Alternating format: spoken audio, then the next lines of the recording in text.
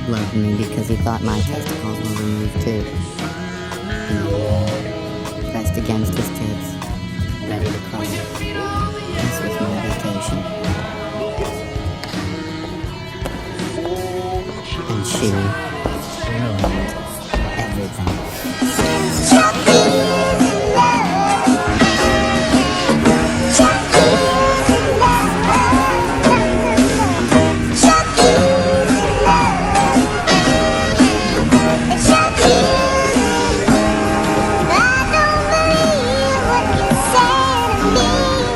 We're typing Chuck Palahniuk, a favorite amongst the goblins, writer of Fight Club, Lullaby, Survivor, Choke, Haunted, many books, many amazing books, Rant, and also he has a pretty excellent book on writing as well. Yes. What? Yes, I haven't read that. I out myself as not a Chuck simp here. Yeah, he has. Well, he had, I think it was like 30 essays on writing that you could get for free off Lit Reactor, and then he sort of like reworked it into this like autobiographical, instructional sort of writing book, which it's really good. And he teaches writing classes too. I always like fantasize he's going to do them online soon instead of in Portland or wherever the fuck he lives. I think he was holding them recently over COVID in some like old movie theater or something. I was like, I want to go. I don't want to go to Portland ever, but I want to go just to take a Chuck Palahniuk writing class. I thought he did them through Lit Reactor sometimes, like online. Maybe Yeah, that would be sick. I'd love to that do was that. ages ago though. This was like years ago though, I think. No. Was it? Yeah. What's your favorite Chuck Palahniuk Chuck book now that we're gathered here? Choke.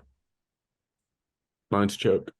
I hate to admit that it's Fight Club because it's the most mainstream one, but it's still Fight Club. It's the first one that I read, and it's Mine's Pick Me. I loved Pick Me. I read Pick Me. I haven't read that I one like either. Rant. Oh, Rant's really good. That was my favorite book for a long time. I love that one. I also love Lullaby. That one's good. I like Survivor too. That one's really good. Yeah, Survivor's fucking good. And his short stories are fucking good too. I know that, yeah. I just reread Survivor this like a month ago, and it's still really good. I always wanted to read Pick Me in English because I've read all of his books in German, and I want to see how he composed that in English, because I think the translation fucking rocks. It's really great. I mean, it's to anybody who hasn't read it, it's written in from a non-native speaker perspective, and it's in letter form, so you it's not really cohesive language, and I love it. He also has like a Substack, and I think that he actually does do lessons on his Substack, but I'm just on the free one, which I never read, but he was posting parts of a novel, I think I could be butchering this, called Greener Pastures, but that was a title that I had for like some other thing I was writing, and I was like, fuck you, but I can't hate you because you're Chuck Palahniuk. But also to me that seemed like a real frustration type title, or like frustration influence title, like Seven especially. It's like of course Greener Pastures is like the Seven fucking motto and curse, so I don't think he's a Seven core obviously, but so what are we going into here? What do we think his type is off the get-go? Oh yeah, like 9-wing-1, 7-wing-6, 4-wing-3 social self-pres. I typed him ages ago, but we'll see. I typed everybody that I was like, I think they must have the same type as me, or like a version of the same type, because yeah, the narcissist trifix.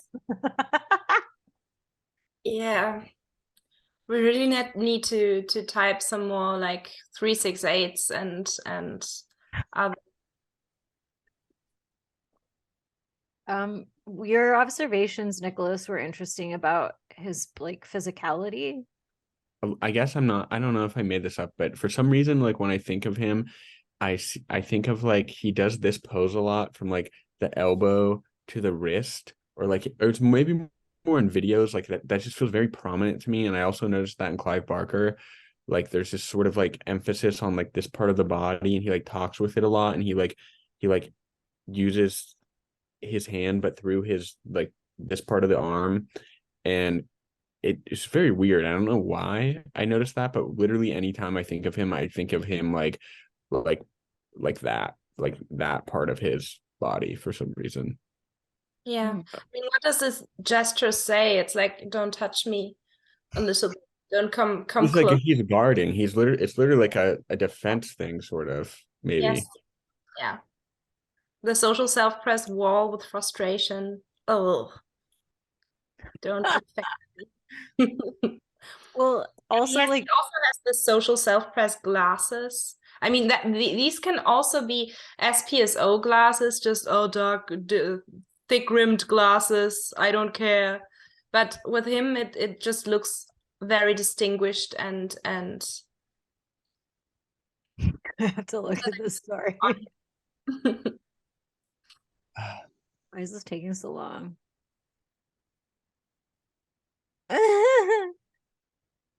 Anyway, sorry. Well, it's interesting because if he's a 9-wing-1 and then he'd be 174 adjacent, like there's something weirdly insecty about 174s, and he sort of does have this kind of, it almost seems like, yeah, like this sort of the praying Pointy. He kind of had, Yeah. yeah. but He kind of seems has almost the John Waters look to him, where it's not really, but sort of that like upright, like a beefier John Waters type of just like stiffness to him. To yeah, me, he's got mad biceps. yeah. Yeah. Okay. And also maybe worth noting, which I don't really want to know, but 9-wing-1s are sort of the ones that are most writers, not most writers, but a lot of writers are 9-wing-1s. So, and a lot of teachers are 9-wing-1s. So he sort of fits that archetype in some ways. Yeah, you can tell he definitely values being like a teacher, of just like in the way, yeah. Interesting.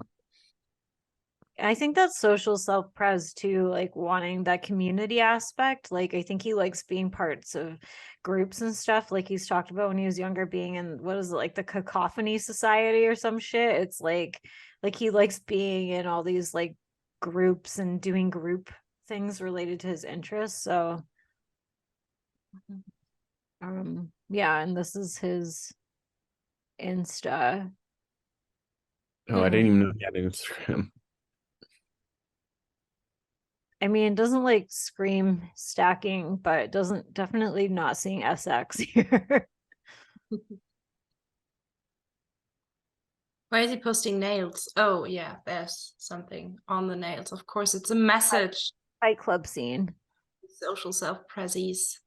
Yeah. Like the Fight Club ending. Mm-hmm. Yeah, this could be social self-pres or self-pres social, I suppose. Kind of looks more social self-pres though. Yeah, it's more social self-pres. There's a lot of words and yeah. Was like 974s, they're sort of the storyteller trifix, especially with social self-pres, perhaps. It's like he's very good at weaving. He does the 9 thing of deflection and answers with stories a lot, which is yeah. sorry, I think about He also has this devious look that I also associate with the trifix. Oh yeah, that's right, the trickster. So I love the fact that you're so open with these ideas too, that you bring them to people and get their take on it and then incorporate their take. Is this something you've always done because of the workshopping? Is it because just of this willingness to be open with your ideas and express them? Yeah, really, workshop was the crucial thing, having that social expectation that you were going to bring work every week. And it was also kind of a party, a reward for having brought the work. And it was also a way of testing the work so that you knew whether it was working, you weren't constantly sort of questioning yourself. The workshop just provides so many really important ways of keeping you. This is already super social self-present. Yeah, I was gonna say I relate to that. So like that's so I don't know. Like I get that. Yeah. Yeah, I don't. You writing. Now, and you've done this always. It seems like you've done this most of your career. I have, and this is not the first workshop I've been bumped out of. The first workshop I was in was a lot of very nice ladies, and I was probably 28. And I had written a scene in which a young man, has done up an inflatable sex doll so it looks exactly like the woman he's obsessed with. And during the seduction of the sex doll, he accidentally snags the back of it with the zipper of its dress. And he realizes during the fornication that it is gradually losing air. So he's got to copulate faster and faster to try to achieve orgasm before this thing completely goes flat. And at the end of the scene, he's standing there with this completely deflated sex doll hanging off of his erection like this surrender flag. And of course his mother walks into the room. And after I wrote that scene, the leader of the workshop I was in, my first workshop, she took me aside afterwards and she said, the other writers in the workshop no longer feel safe around you. She said, you've written something that really frightens them. And they would. Yeah, and this is some 4 self-image of like and 7, I think, where he's just delighting in the fact that he's disrupted all these old people and like he's like telling his pornographic tale and like all these old ladies got like triggered. Yes, he's defining himself against the others too. That's the 4-wing-3 space. Like, oh, I'm so much cooler than them. They just didn't get it.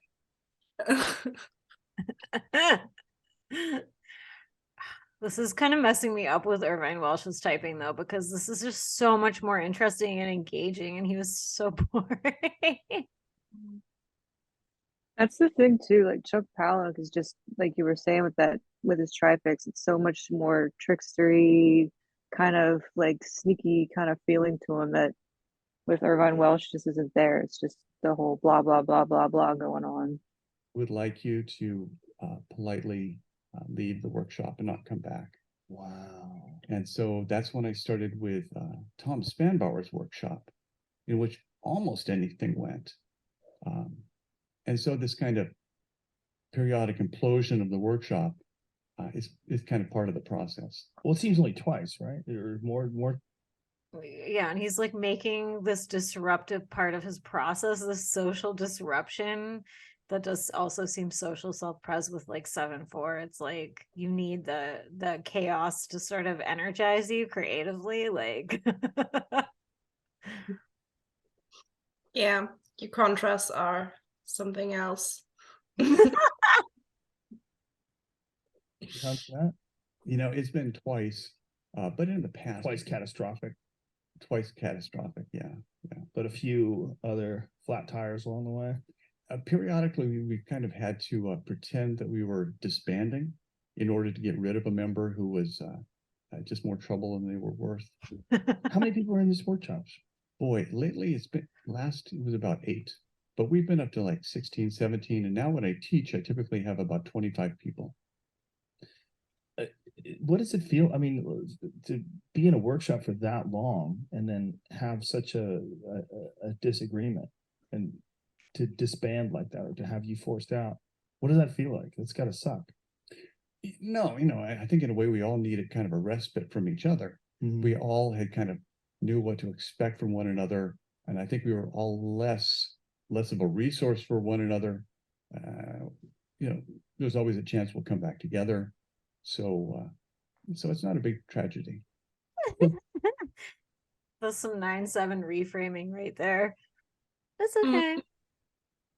Yeah, the reframing and also the contraflow turning away again. And once we get what we wanted from each other, it's time to sort of retreat and bring in something new, bring something new into the circle, Yeah. so that we continue energizing each other. I like that. I also like that this is the picture underneath. But there's a chance that they might. So, did they kick you out, or did they just disband? I left the workshop and I understood that it disbanded back after that. This seems Because he was the most interesting one in the workshop. Set with an inch of pride. Also, just so people know, Joe Rogan's a 7-wing 693 self-pres social, so similarities in typing, but not really. Mhm. I understand how someone who is a creative writer can't understand the not just the necessity, like the need to delve into the darker possibilities of human reality. And that the story she wrote about her grandfather and the bird is a perfect example of that. I mean, although very few people experience that in their life, we all can appreciate that these are possible scenarios. and I think it really comes down to what people. So I don't know if you're a fan of Chuck and you haven't listened to the Joe Rogan episode, you have to listen to it. I don't know if you guys know that story, but he told this other writer's story, but it was about her crushing a baby bird in her hand, and that it felt like her grandfather's penis or something. It was like crazy. Well, that lady could have heard the deflating sex doll story before, and she wanted to. Similarly shocking. But he's like really latching onto all the gross little pieces like that he can. Yeah, I think it is a 7-4 thing of picking up the most nasty little nuggets and Like you kind of said, with him reacting against other people in the writers group and kind of needing to like bump up against the other people and get some kind of reactions, kind of social 7 kind of thing going on. yeah. People what purpose reading and writing serves in people's lives. And most people, they want reading to be a comforting activity. They want to be able to read a book and then fall asleep knowing the detective will apprehend the killer by the end of the book. There's also some 9 shit right there. What do you say? Yeah, but also for Wing 3 again, most people just want to be comforted by books. I don't want to give them that. That's not what you get from me. That things will end very well. In a way, they want to be bored or lulled by the book. Not so many people really want to be kind of confronted by books. But some people do, right? I mean, isn't it? It's kind of like pretty much all. Yeah, and I feel like this is the 4 fix urge is maybe it's with social, but it's like you want to kind of attack people that are reading your book. You want to make them feel horrified about themselves. I agree. I mean, I think your initial typing is so spot on. Like, I don't know. It's like reinforced through this. Plain it Like, to the clueless watchers. Just want to remark on how spectacular our collective hair is. Yeah, I was also thinking this is a great hair call. Logging off. The 4 fixes logging off by being collectively grouped in with the great hairs. Whether it's music or movies, I mean, there's superhero movies, and then there's movies like No Country for Old Men, where the bad guy gets away at the end, and you leave the movie theater and you're like, what the fuck? But those are all satisfying in different ways to different people. And isn't that sort of the point of creative expression, is that you're getting surprised You're getting taken down a road that here's the world through this person's eyes, and they create this world. If you put limitations on that, you're gonna eliminate some disturbing aspects that might bother some people, but you're also gonna eliminate some magical moments that might might change the way you view people. And part of it has to do with the nature of, movies. Movies are going to always kind of attract a more dynamic audience. Movies carry their own authority through motion, and books are going to be a slower medium that's harder to consume. And so maybe books are always going to, at this point, be seen as kind of a sedative, as a kind of thing that lulls you and comforts you and puts you to sleep. But by who? By some people, right? I mean, maybe there's a market for those kind of books, but there's also a market for your books. There's clearly a market for people that want to tap into those more disturbing aspects of consciousness and of reality. And that market is moving to video games, and that market is moving to edgier films. There's just other forms of storytelling that are serving that market better. Really? Oh, yeah. Yeah, and this is more like no, I don't really have an audience. He's like super famous. He did get fucked. He did get robbed, but yeah. Do you think he could be forced secondary? Maybe. He seems very devious though. He's very like trickstery and devilish, and and he really plays with people, so I feel like I feel like 7 second, but yeah. I was also thinking 7 secondary. Not that I think that trifix order matters all that much. It's more of an aesthetic thing to me. But there's a lot of consciousness and audience awareness. I mean, he's being asked those questions, and that could very well be him being social dom. yeah, I think it's social dom. He also tells all these kind of he does the 7 thing of collecting interesting people and collecting like their little interesting stories that he then supplants into his his sort of swirl of story that he does. I just think too that Joe Rogan's reactions are so funny. Like he's like a little kid saying, "Wow, really?" To half the stuff that Chuck says, that must, like you were saying, he has that teacher kind of thing going on. So then to have Joe Rogan saying, "Wow," it's funny. Yeah. It's funny for me to watch. I think that's also a good example of SPSO reacting to social self-press. Yeah. So I didn't even see that. Want another beer, bro? He also, here's another point against him being for a second, just for conversational sake. He doesn't have a problem sharing his gold. And I feel like if he was for a second, he would. Where he doesn't seem to have a struggle sharing like his best tips and like, helping others. And like he runs these workshops and he kind of teaches them the Chuck Palahniuk method, if you will, like probably not consciously the Chuck Palahniuk method, but I can tell you like as a 4 second, I'm like very withholding of anything that I deem my gold. It's like, you're not going to be getting any of it, motherfuckers. So I think that, yeah, he's more joyful and generous, if you will. Okay, that's a very good point. Yeah, the generous social 7.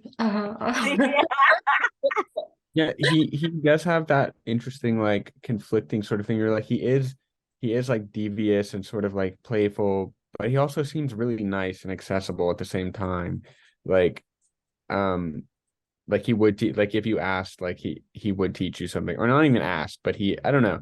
So yeah, that's interesting. He seems available. He also has this other funny story in this interview about taking Ambien, but you can't really tell if he's joking or not. But I think he's probably not joking, where it seems very 9/7 to me, where it's like, oh, I just take a bunch of Ambien and then I wake up the next day and my house is clean. Which seems like, it's like I used to do sometimes stuff like that, get drunk and then I would do stuff that I don't want to do. I did that today. Yeah. I also do Today. that. Yeah. Do you? Okay. Maybe this is just a human condition problem. I don't know. Maybe it's also the 9 fix. Like, okay, get the gut automaton running Yeah, and that's to soothe yourself, and yeah, just roll with it. Yeah, but my 9 partner, anytime we are having a big house project going on, he has to smoke weed before, so he can just zone out and and do the self-press stuff that he despises as a self-press last. Yeah, my plan for creating all of the clips from our celeb videos is to just get totally fucked up on some kind of bender and then just go through all of the videos and find all the clips, because I'm like, I don't actually want to be conscious for any of this horrifying 3-fix labor. Better than books? Oh yeah. But why is that? Is that because of the censorship, or is it because artists aren't exploring those ideas as much anymore? You know, and part of it is because books are harder to consume. Books take an enormous amount of commitment of time and effort to read a book, where everything else is 30 minutes to 2 hours. And to write a book as well. I mean, it's such a solitary discipline to sit alone with your computer. No, it is not. Not No? for me. No? I hate that model. You know, I want to be in a Mermaid Tavern talking about my ideas with my compatriots and getting their take on them and finding out how it resonates with everything else in people's lives. What's the Mermaid Tavern? Yeah, so this like also again points to like, I think 9/7 dominant, like in social, like attachment dominant too, because he's like actually wants other people's feedback. And then 7, he's like harvesting ideas from other people. Mhm. Yeah, and making up stuff like the Mermaid Tavern is also just a hallmark for 479. What's the Mermaid Tavern?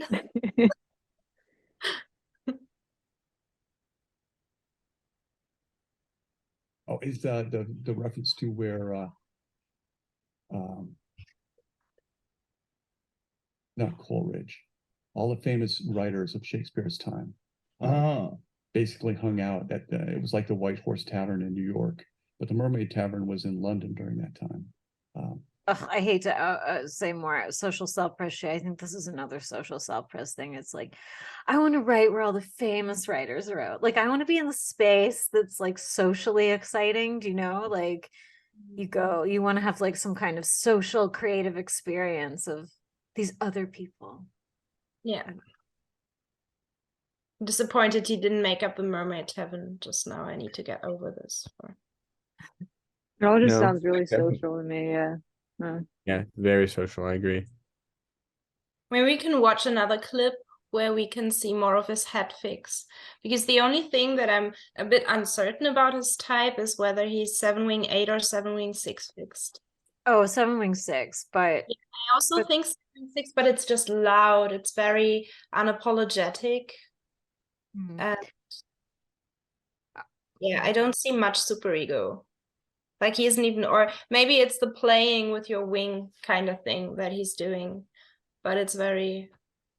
Well, I cut it out of the John Waters thing because it was sort of Nicholas went really rambly styles with it, but we actually talked about being like a 7, like or like having like super ego with a non-super ego type, like 9-wing 1 or 7-wing 6, and we talked about like how it's almost like a playground, like it's like you can use the super ego in like a fun way where it's like so like if you watch the John Waters episode, Nicholas has this wild story about doing street justice on people, and I've done that a lot too. It's like taking your sort of like righteous, oh, here's what you should be doing, here are the rules of society, and then using them to fuck with people and prank people, where it's like, you're not following the rules, so I'm gonna mess with you.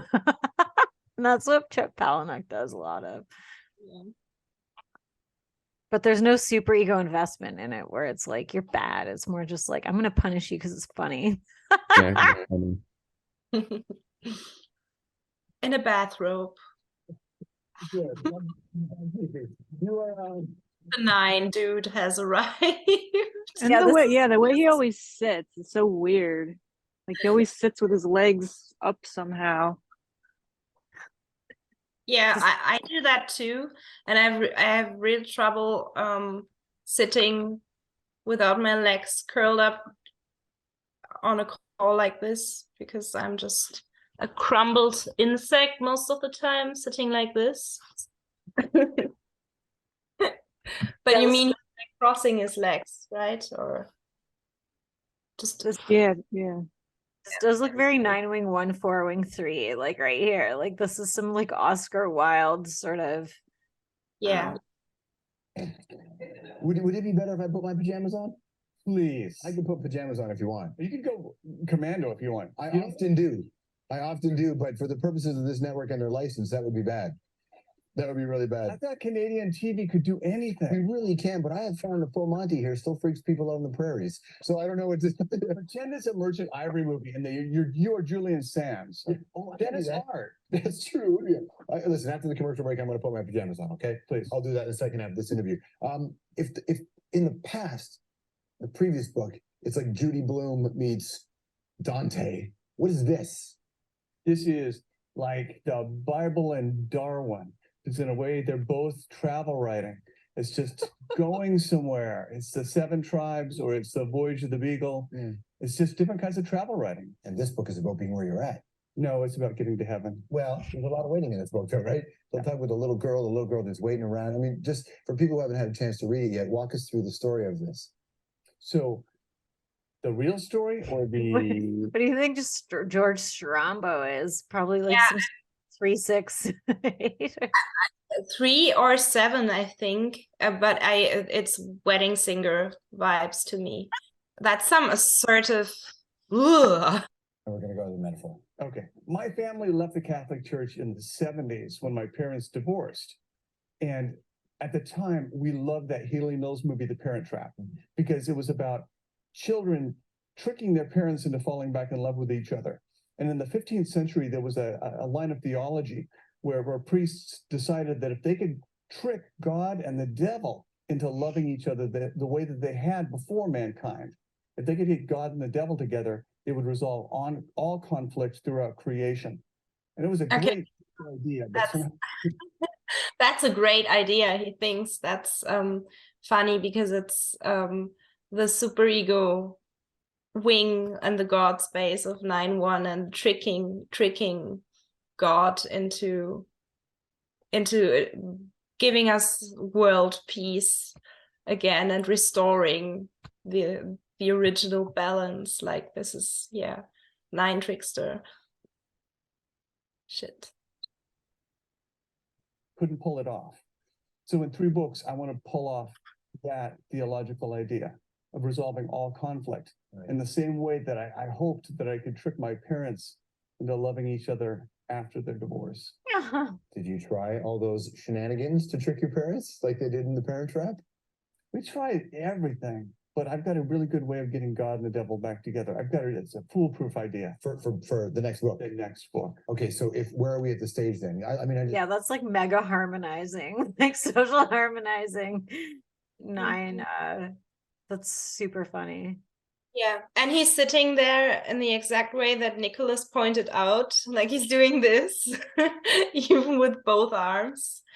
And he's it also has the confidence of the assertive head, like, oh, I got such a good story, just you wait, next year I have the perfect solution. I got it all planned out, just you. No, is he not wearing socks? Yeah, No, he's barefoot. I think only a 9 would do that on like TV. That's so gross. I just noticed that. I was like, oh my God, is that his barefoot? I know, disgusting. I feel like I had 9 like being barefoot. I do love being barefoot. I hate wearing shoes, but I don't know if I would attract that level of attention to myself. I had a year in high school when I was going barefoot from May till October. I never wore shoes, not even when I went out clubbing or anything. And I made it my thing. I made it my thing that I was the barefoot girl. This was in my really severe hippie phase when I was I'm a dark hippie kind of person, and I'm and I was I was wearing no shoes until my feet literally froze to the ground when I was standing somewhere for too long. And I mean, this was also because I was on Catholic private school and I wanted to just That's be wild. anti and weird. I'm so grossed out by like crumbs or anything touching my skin that I would have been like, well, like 6 weeks in, you don't feel anything anymore. You can even walk through the woods and you don't feel anything. You get tough skin. You might be his type twin. Yeah. Maybe I definitely love him. Like, I feel his early books were a huge influence on me, just like in so many ways. Yeah. So, and I don't know. I had the opportunity to see him a couple years ago do a live reading, but I didn't go, which was so stupid. So, regret. But yeah. Have y'all read any of his newer books? Like in the last maybe 5 years? I have it on my nightstand and I still haven't read it. The newest one I've read is the one he's doing the interview for, the one about, what's that called? The one about the girl in hell. Damned. Yeah. I all of these books in German, and it's wow. finding but That one looks good. covers, they're always so great. Yeah, he has great covers. All of his covers are like, and it has I love these eyes there. Yes, those are awesome. Yeah, the most recent one of his I read was his book on writing, and I've read it. I read that one, but I didn't even know. I guess I knew he wrote that, but after you mentioned it, I was like, okay, I gotta check that out. Yeah. So it's really good. I also just like that he infuses his strange life into it too. Like, I like reading his personal stories. I like his like nonfiction, even though it's fictionalized nonfiction, you know what I mean? It's like, yeah. I think most good writers are able to straddle the line between both. Like Bret Easton Ellis, his like, if you like, I don't know, I feel like no matter what you write, it should be at least entertaining to read. On the show, I know you don't do these kind of things a lot, so thank you for being here. First of all, thank you, sir. If you couldn't hear what he said, he just said. Well, actually, here's another thing. Maybe just to talk about for a second. His I've never been to a Chuck signing either. I've never been to but he's notorious for bringing like severed arms, like blow up dolls, for creating these like sort of wild situations for his audience, like where they come and he signs and it's like an experience. Like, I think he really likes to make the whole thing this like social event. So I think that is more points for him being like a social self-pres 974, is that like he likes to have like the dismembered arms floating around and the blow up dolls that you could fuck, and like he's definitely a like performer. I feel like if you met him in real life, his interview persona would be his real life would be tap more into like the 9, and his like interview persona is leaning more into the 7. I feel like his public life or whatever, because it's kind of interesting because he definitely is like, he knows what he's doing. It's obvious. He's not like awkward. He's not like Irvine Welsh. He's just like, I mean, maybe it's a cultural thing because I literally cannot understand what he was saying, but his vibe was also just very subdued. Like, Chuck's not like that at all. He's very lively and like fun, but I have a feeling like one-on-one he might not be as like putting that much effort into it. Mhm. I think that's also could be the 9 compartmentalization. Like you have these different ways of creating a persona, and you can be a somewhat different person depending on the people you hang out with, like a bit of a shape-shifting thing that 9s can do.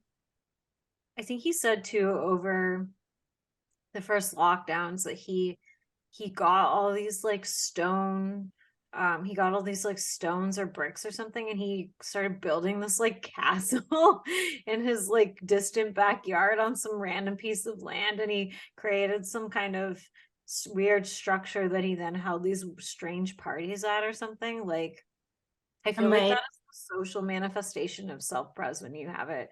It's like got to create some sort of exciting social space.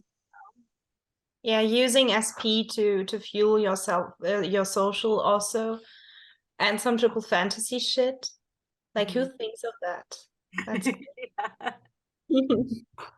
And I like that he's like dressed like 70s here, and this other one he's like, okay, I'm wearing black and I'm straddling my chair like it's like a I know like that. pro-y sort of thing. And then in this one he's like dressed as some high lord of the 19th century or something. I don't even love that look. I really love that look. Not just because of the bare feet, but that's amazing. I also like the brooch thing that he's wearing. Yeah, this does, yeah, it's like a heart, right? It does look very 4-wing-3, like this whole sort of, yeah. And then he has these does seem 9-7 playing with 4 kind of okay. Now sound in the audience. You're first of all, there's so much to talk about, but I'm watching his arms now. No, there's fucking Quentin Tarantino. Show. Wow. Quentin's on this one. Wow. Your books are known for their sort of their dark substance. They're very original, but they have a sort of a dark quality, to say the least. When you give readings, people have been known to pass out. Some people even throw up during the readings of when you do it. And that's not, I'm not even kidding about that. That's true. Is that not correct? 36 people this year on tour, and 8 of those people were in Italy and hearing it in Italian, which was great. It's the best compliment of all time. Well, what are you talking? You're reading from yeah, more 4 and 7 stuff. I want to make you throw up. Yeah, yeah, wow. That's so funny. What is he wearing here? Those leather pants? Like I like how literally every single interview could be a wardrobe from a different person that we've watched. Like he's like that is so funny. Yeah, but he feels the same. He's just wearing different outfits. He feels the same 100%. Yeah.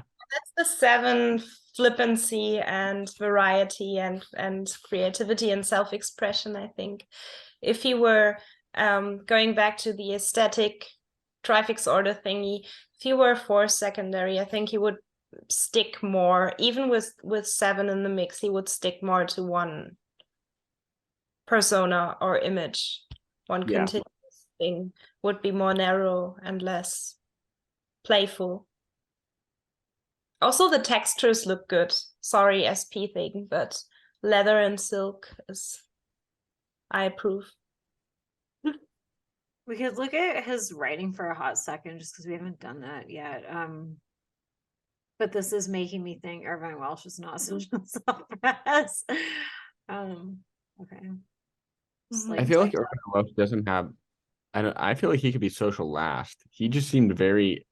I don't know. Fight Club. Tyler gets me a job as a waiter. After that, Tyler's pushing a gun in my mouth and saying, the first step to eternal life is you have to die. For a long time, though, Tyler and I were best friends. People are always asking, did I know about Tyler Durden? The barrel of the gun pressed against the back of my throat. Tyler says, we really won't die. With my tongue, I can feel the silencer holes we drilled into the barrel of the gun. Most of the noise a gunshot makes is expanding gases, and there's this tiny sonic boom a bullet makes because it travels so fast. To make a silencer, you just drill holes in the barrel of the gun, a lot of holes. This lets the gas escape and slows the bullet to below the speed of sound. You drill the holes wrong and the gun will blow off your hand. This isn't really death, Tyler says. We'll be legend. We won't grow old. So this does have like a lot of self-pres, but it's in service of the social theme and the message. So, yeah. Also, what really gets me about his writing, I love all his self-pres excursions, and it's like I was scared of dying of okay, English terms of vaginal emboli, like in Snuff, when the porn star wanted to go out fucking like 1,000 people in a row. And she died because there was air trapping in the shedding of her skin, because basically, and then she suffered from is it called emboli? I'm feeling really dumb because embolism, yeah, okay. So all these kinds of facts, I mean, it's definitely possible. It's just no one comes up with that. And that's what he's doing in all of his books. He always has these self-pres excursions almost, but they are coming back to just, suit a narrative and to expand on a person or character. And it's super fascinating. Yeah, and he kind of, when he does sexual, if you will, it's always like some sort of thematic social commentary or character commentary. It's not really the actual meaning of sexual in terms of Enneagram instincts anyways. Like that loss of self, merging sort of stuff, which would be more common as a 9, like if he was a sexual 9 or something. Yeah, his sex scenes are pretty gross, most of them. Very gross, very, yeah, I love him so much. Like, and also he does the social self-pres thing, I think, which, I mean, anybody could potentially do it, but I feel like this is the natural social self-pres order, is to take the beginning of the story and make it go full circle. Like, it has to go full circle. There has to be that thematic linking back, and he has it in every single story, and he does it as a device, but he also just does it naturally, I think. So yes, yeah, we're teaching people how to LARP as other instincts, but but like Fight Club, Survivor especially has a really good narrative hook that comes back around. But yeah, and I mean, like, Fight Club is like essentially about the splitting of self, like it's kind of that attachment type, like where you feel like you're living 2 different lives. Like, here's your actual self sent to the public, kind of, and the chaos it brings. Like, it does have the 7-4 flavor to how it manifests, this like chaotic, crumbling, destructive force, pissing in soup, and like suicide attempts and blah blah blah. I don't know. That's like, to me, that is like one of the perfect books of the 20th century. 20th centuries. yeah. If you're going to read this, don't bother. This also seems super 4 figs. So amazing. But I mean, the whole plot of him faking his suicide over and over again. Answer, it's like through an attachment lens of like, it's the 9 wanting to like get that connection, and they have to do it in this like sick way, like and it does have a lot of 9-4 themes, actually. His a stupid story about a stupid little boy, a stupid true life story about nobody you'd ever want to meet. Yeah. Oh yeah, sorry, I was trying to find this icky little shit smiling. Yeah, it is very self-hatred-y. Rat fink cry baby twerp. We love you, Chuck. I wish if Chuck Palahniuk was straight, I would have already stalked him by now. Why do I always fall in love with all these gay authors? I know. Oh, and this also, I feel like I know that like other types can do meta, but I have noticed like 974, 479, whatever, specifically do like a lot of meta kind of stuff. And like this Haunted is pretty meta. Like it's like these writers going on a writing retreat, telling these different stories while this other thing is happening in the writing world. It's like I think the guy I don't remember his Jason Peregrine, maybe, who's David Wong, the guy who does John Dies at the End, like those books. I think he's like a 974 or something too. And there's a lot of this sort of meta layering of Yeah.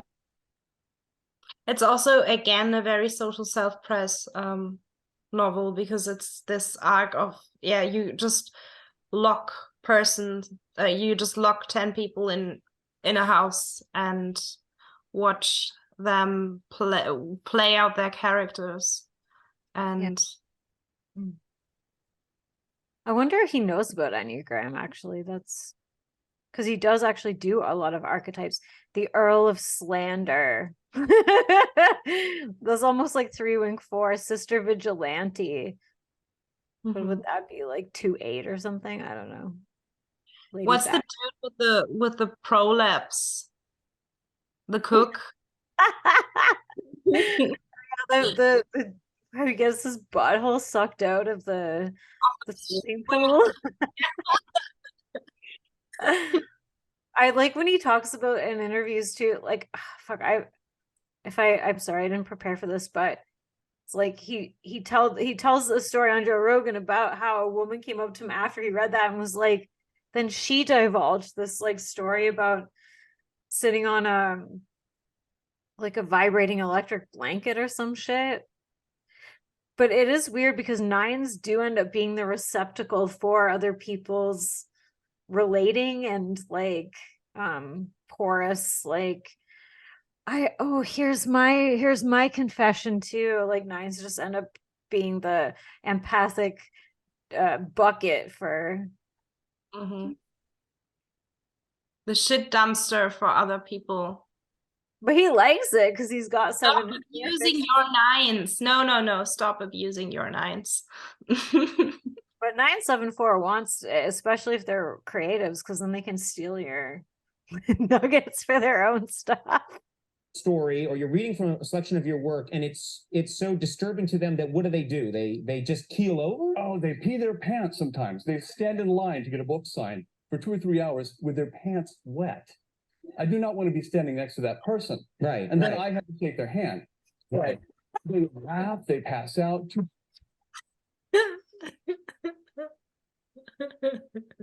So he's sort of not being as diplomatic here. He's like, they piss themselves. I don't want to stand next to them. That is definitely 4-wing 3 and 7. Now he's simultaneously disgusted, but also flattered that people are so horny for him. But I feel like he's also exaggerating.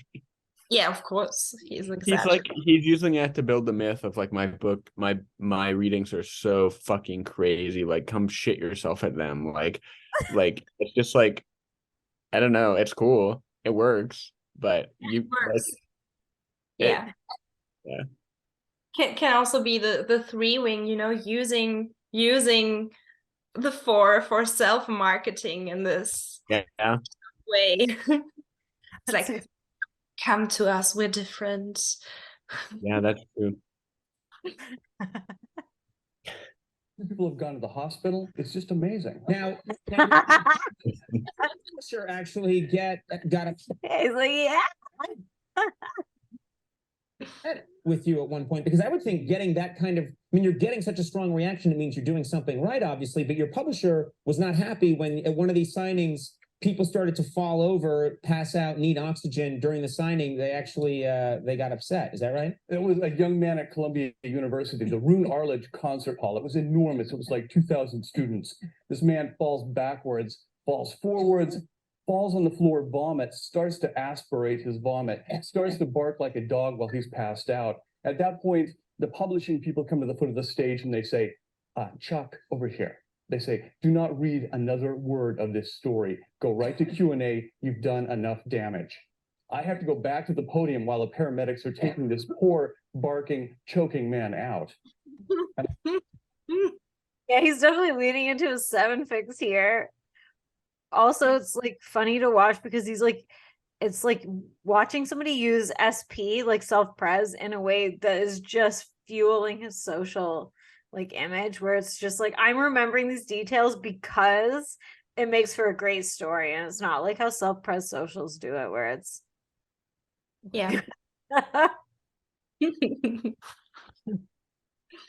how do they do it, Sophie? Like, No, they do it differently. I mean, they it's all about the self-press for a self-press dom, and the social is the bystander. But yeah, I'm just hesitant to say something because I also hate the long scene descriptions in books and going into tedious detail on like the trees and the moss and the sunlight on the ground and how everything. I'm not a fan of this. I'm also not a fan of scene setting, because to me also the character and particularly the inner life of the character is what's most important. And this is probably my way of doing self-press in writing, because it's about it's like, I think how I write is a bit like the outer world doesn't really exist, or it's just you're being misplaced into it. And yeah. Yeah, I don't know how helpful that is, but I'm a self-press social and I know it, but I'm really repulsed by all the cottagecore shit and all the cozy things about self-press, because that's just not how self-press works with frustration. You don't see the cozy, you only see what's wrong. You see what's wrong with your environment and what's missing, and yeah.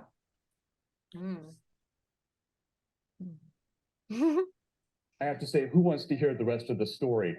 And it's 2,000 hands, everyone except for the Random House people. So I finished the story. And it went fine. By the way, just me interviewing you has caused Molly Sims to just start this interview. What is your problem? Are you okay?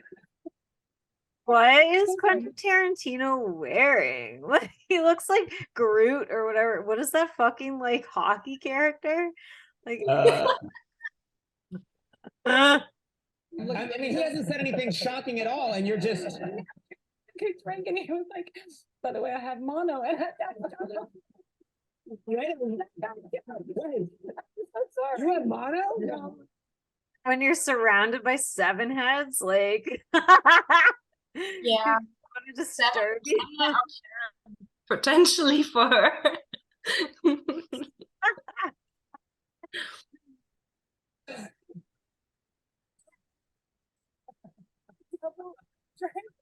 I started choking. Can I drink now? I'm so sorry. Oh, I got mono from her and Quentin Tarantino. I mean, that's kind of fun. It's a little fun. It's a little it's like a little sexual blind way of being sexual, maybe. He just had a mug threesome with Quentin Tarantino and Molly Sims. I'm sorry, I'm sorry, I was just joking. What is Conan? Is he 6'7" or 7'6"? I think 6 wing. Oh, Yeah. yeah. Don't know that area. Mm. You know. Oh no! It was so cool to have you on. We're gonna find out all these amazing things. And then look what's happened. If I hadn't killed all that time up front, think of all the time we'd have now. I apologize. It's that joke I did about McCartney. 6. He refers to his 14 as the Fab Four.